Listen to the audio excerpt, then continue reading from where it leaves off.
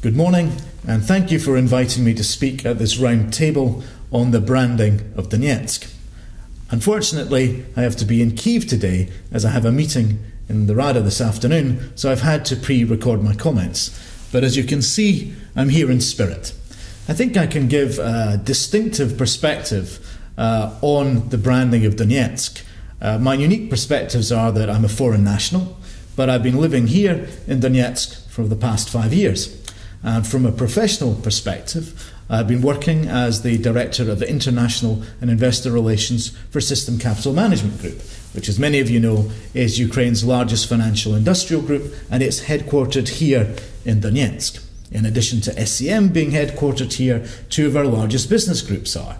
Metinvest, which is Ukraine's largest private sector business, is headquartered here in Donetsk, as is DTEC, which is Ukraine's largest energy business. So from an SCM perspective, we're a major stakeholder in the importance of having a strong brand and reputation for the city and for the region. With such a firm base in the region, I'm familiar with the reputation of Donetsk, both within Ukraine and internationally, and particularly within the European Union, and I can bring that perspective to bear on the discussion today. In my experience, it's not a branding question that Donetsk faces. The question that Donetsk faces is a question of reputation and, in international markets, awareness. Branding is about visual imagery and marketing communications, whereas reputation is a fundamental building block on which attracting both domestic and international investment to Donetsk will be based. The region's reputation will be the cutting edge for attracting investment to Donetsk. Just as importantly, reputation will also be important in keeping a highly skilled labour force here and maintaining a high quality, well-educated workforce in the region. While branding can be created, reputation is something much more tangible that is created through time by real experience of a brand or a product, or in this case a region. If building and managing the reputation of Donetsk city and Donetsk region as the capital of business for Ukraine is the objective of this programme, then one of the key tasks we have to do is to identify what is the reputation of Donetsk, how has this been formed, and what must we do to change it. Now, to begin this process, the first thing we have to understand if we're managing reputations is that perception is reality.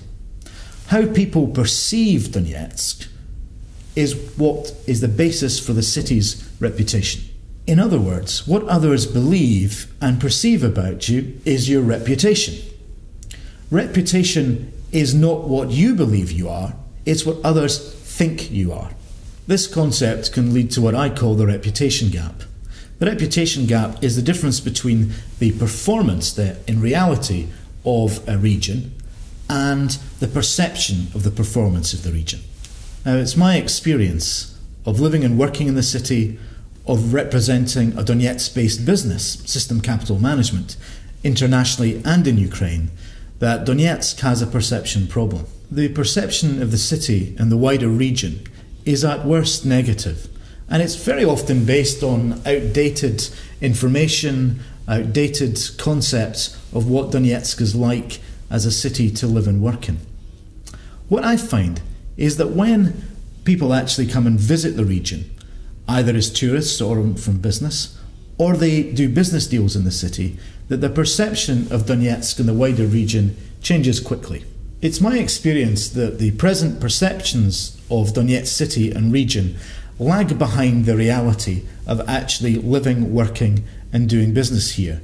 Donetsk has already achieved significant progress in terms of social and economic development, and it has a great potential for long-term growth. So the question from today's roundtable should really be, how does Donetsk improve its reputation? What will this mean to the citizens of the region? How will this benefit business? And how will this attract additional investment into the region in the future? Firstly, I would like to address some of the reputational challenges that Donetsk region faces. My comments are not based on any scientific research, but they are based on 5 years of representing one of the biggest businesses in the region, both in Ukraine and internationally. And what I'd like to try and identify in my next few words are the myths and realities of Donetsk. The first myth is that for those outside of Donetsk, the city often looks to be pro-Russian. They make the very simple mistake of confusing language with nationality. In reality, Donetsk is a surprisingly international city. It looks internationally and to European Union and beyond to the USA for its standards in business and for its wishes in public life. SCM, for example, has significant investments, not just in Ukraine, but also in Switzerland, in Italy, in the United Kingdom, and in the United States. And I know that colleagues in the room today work with businesses that also have significant investments outside of Ukraine. So truly, the city and businesses from the city have an international perspective. The second myth I'd like to identify is that Donetsk doesn't welcome businesses from outside the region or outside of Ukraine and is protective towards businesses that are already here.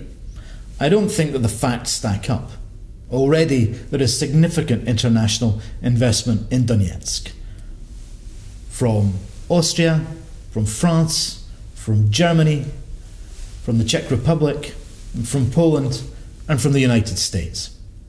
Donetsk has, for a long period of time, already attracted international businesses who recognise the attractiveness of the investment climate in the city and the ability to work with the city administration and with the Oblast Soviet to achieve their business objectives. The third myth I'd like to address is that Donetsk is all about coal mining and metals. Of course, these two sectors are extremely important for the economy now and will be the foundation stones for the economy in the future. However, there are also excellent opportunities available to invest in Donetsk in agriculture, in heavy machine building, in science, in technology, in manufacturing, and even in tourism. And people should be attracted to come to the city and invest in the region for reasons other than coal and steel. The fourth myth I'd like to address is that Donetsk is an industrial city with low living standards. In fact, as someone who's lived here for 5 years would say, Donetsk has surprisingly good infrastructure for a Ukrainian city. In addition to that, it has a very good cultural life with excellent drama theatre, ballet and opera.